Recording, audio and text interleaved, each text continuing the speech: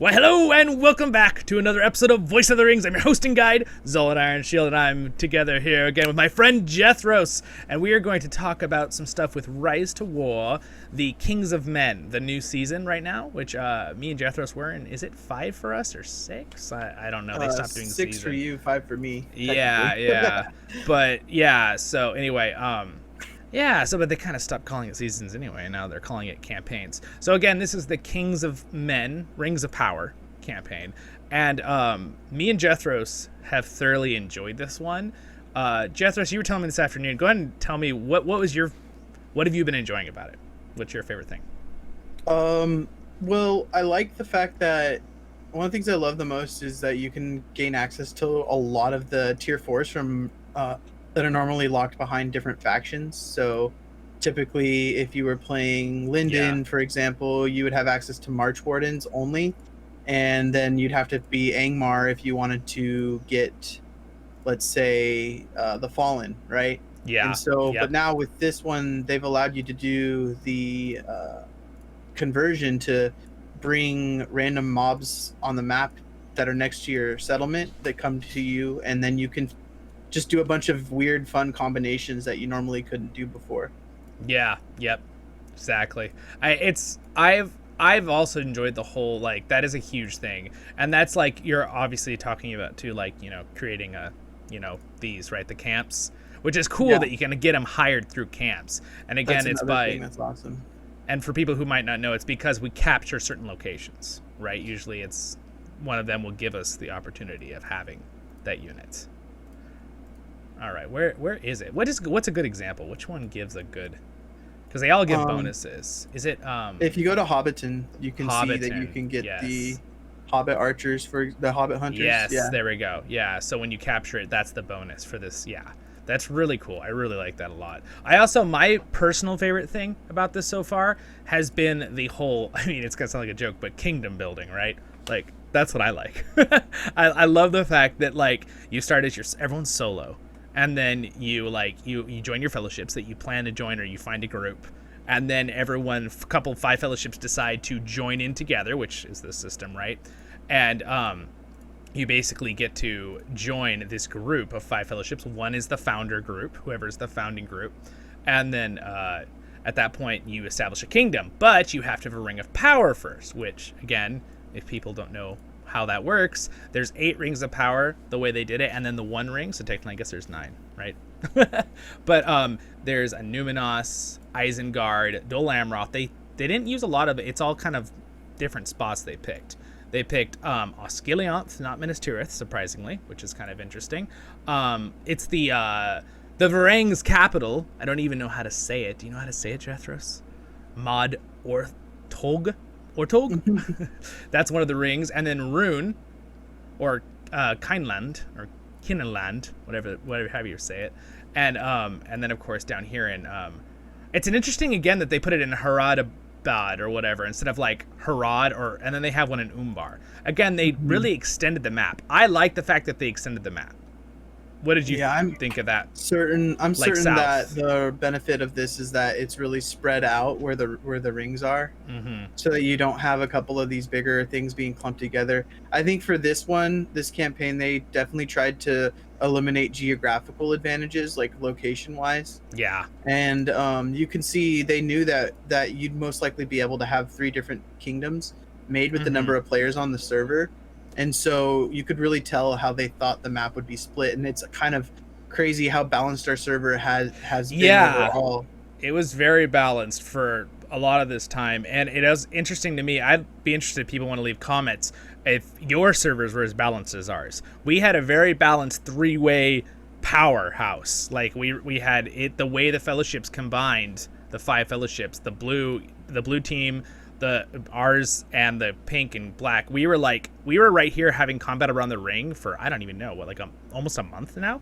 It's been like serious combat. And then I think we finally had some decisive victories, and blue kind of was like, at this point. I think what they're doing is blue, is my guess, is they're heading to try to get a ring, because there's a few advantages besides the 1 ring. There's still the goal. The 1 ring is the main goal, but if you hold 3 of the other rings, you still get a huge amount of points, and like one of the second to victory symbol, right?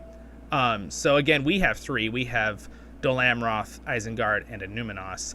And they have 3, right? These 3. And they only have 2. So I'm assuming what blue is doing is they're deciding they're going to try to just get a Skeleonth. So they can get that second tier victory. Which, again, would make it where pink would also get a second tier victory. Because if we look at the rewards real quick. Let's look at it real quick before I even talk about it more. But here it is right here. Control. So again, 3 rings. You get a certain amount of points. Territories, which is very easy to get, this bottom one. And then, of course, the 1 ring. And it matters right here. You know, you get the information down here. We're kind of covering it. But here, I will... Let's get us out of the way. We're gonna go up for a second. Woo! All right. So if you look below us right there, you see we don't have the 1 ring, but we have everything else. But of course, if pink loses that, they will have the 1 ring, but they won't have the 3. So again, that might be the goal. Maybe blue wants to, you know, try to get second and make them only get challenger, right? Because I think that's how that would work, right? Because they have to have 3 rings and the 1 ring to get the Kings of Men banner. So anyway, that's what's going on right now on the server. It's actually been, again, it's been very balanced. I'm at the point where I was all excited to come in after fighting up in the north, and like, I don't know, all the battles are just happening and pushing so fast I can't get anywhere. Yeah. And I'm like all sad. I want to test my dwarves and they're so slow. They're like, we can't get there. I'm like building forts to try to get there. You can kind of see my expansion right here. I was like boom, boom, boom, boom, trying to get to the fights. But yeah, again, I'm not sure. I think blue has redirected their force because they just took these 2 regions down here in the bottom right from pink. So again, I assume that's their plan. I don't know. So...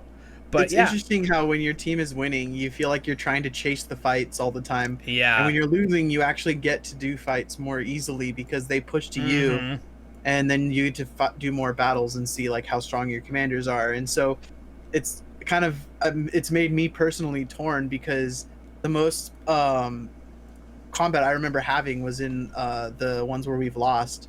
And the ones where we're winning, I feel like it's really hard to chase. You're like, fights. Yeah, and there's like so many people. You're like, oh, good, we're gonna take a fortress, right? And of course, you know, you're at work or I'm working or something, and then it's like, oh, here's the time, and then we're like, boom, it's just annihilated, and we're like, oh, all right, well, darn, I didn't even bring the siege army. Decides within 12 hours that they're gonna take something, and then just does it, and so sometimes you won't get the memo.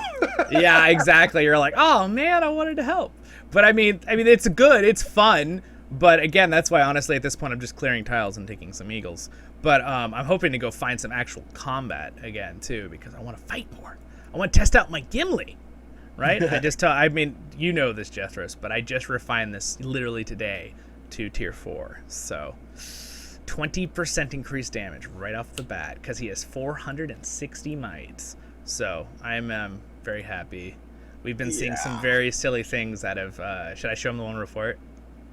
Sure. Let's show them real quick. Fun. All right, just for fun. Let's look. Oh gosh, reports. They're here. Me and Jethros were sending them back and forth. Yeah. So for example, I think this is the one we were looking at that was kind of crazy. No, it was the other one.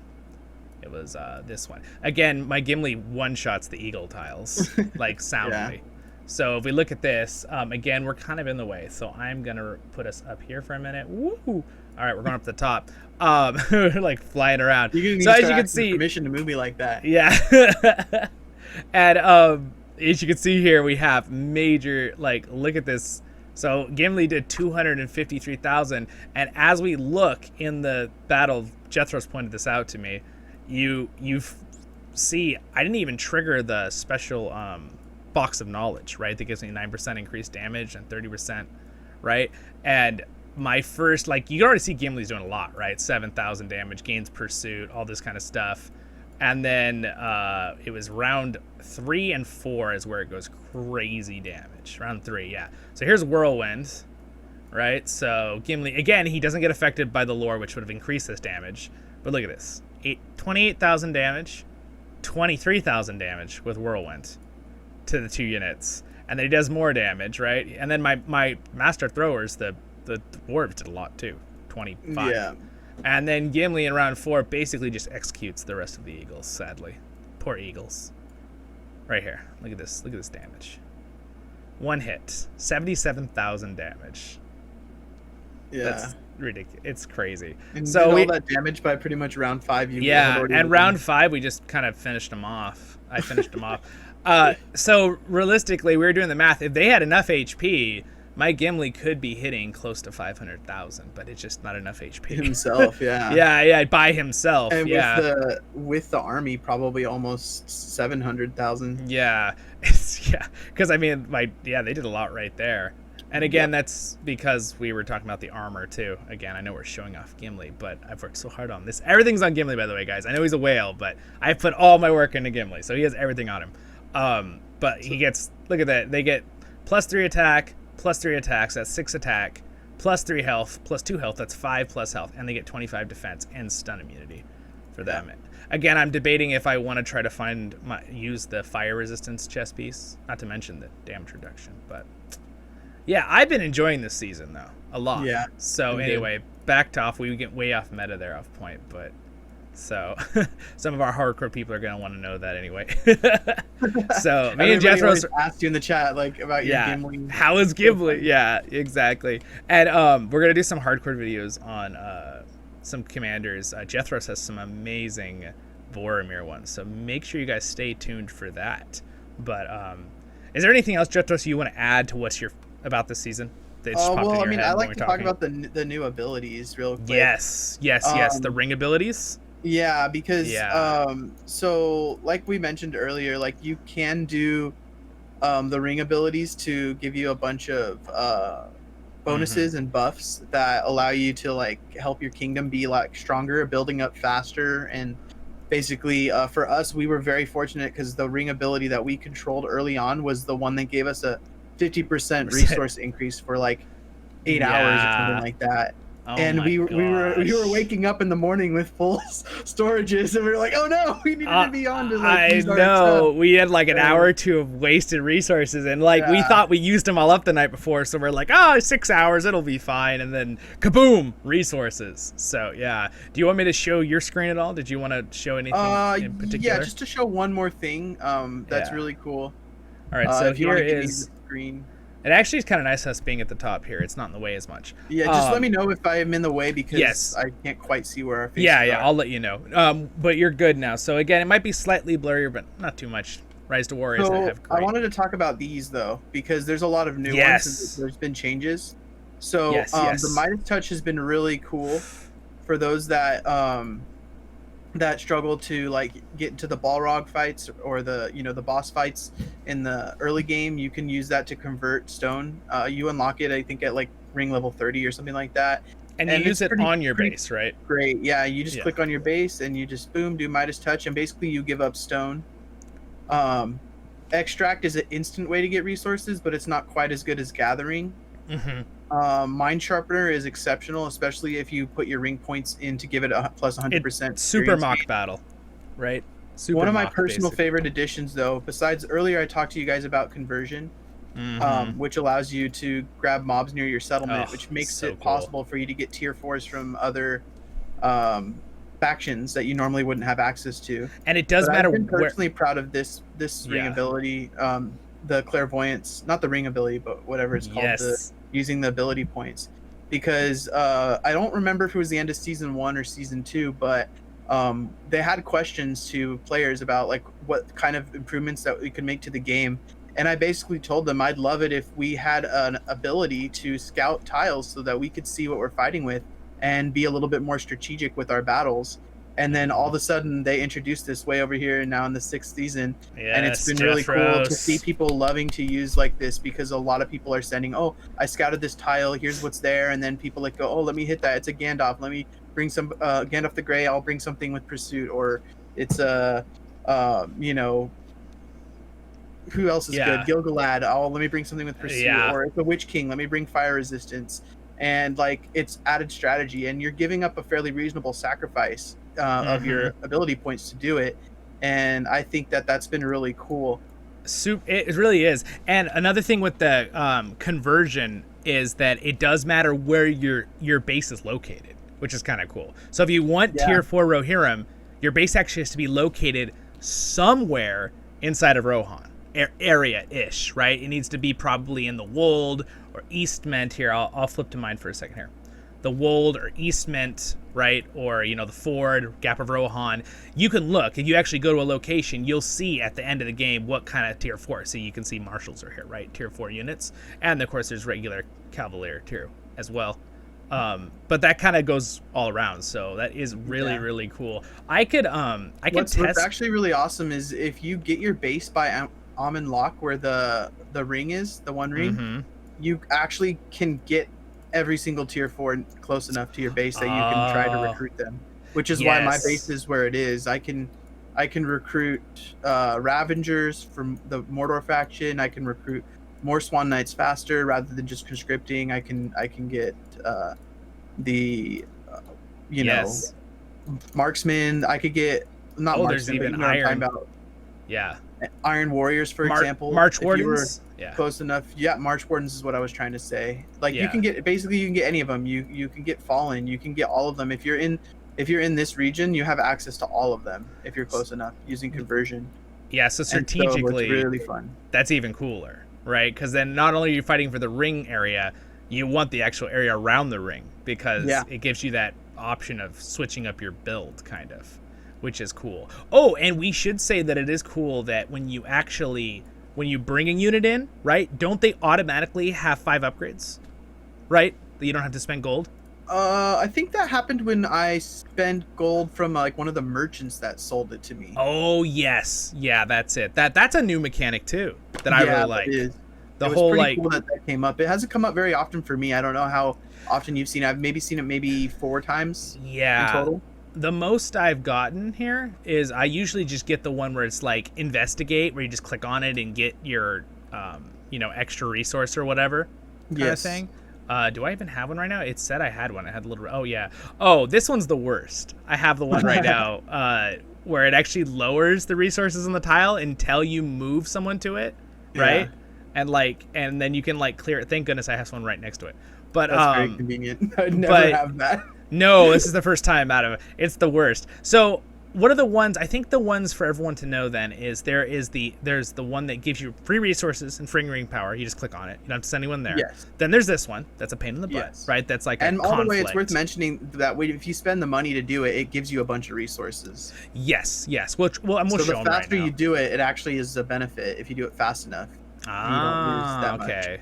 Yeah, but if you don't do it fast, your resource yield goes down 80% on that tile until you do something, and it will stay. I left it once for like 2 days, and it will not go away. So you have to do it. And then the other two are there's the trainer and then the merchant hirer, right? Like, I think is there a third one? I mean, is that a fifth one technically? I think you're saying the 2 different ones. So there's the one that you spend gold to buy units, and then there's the one where you spend gold to get a buff.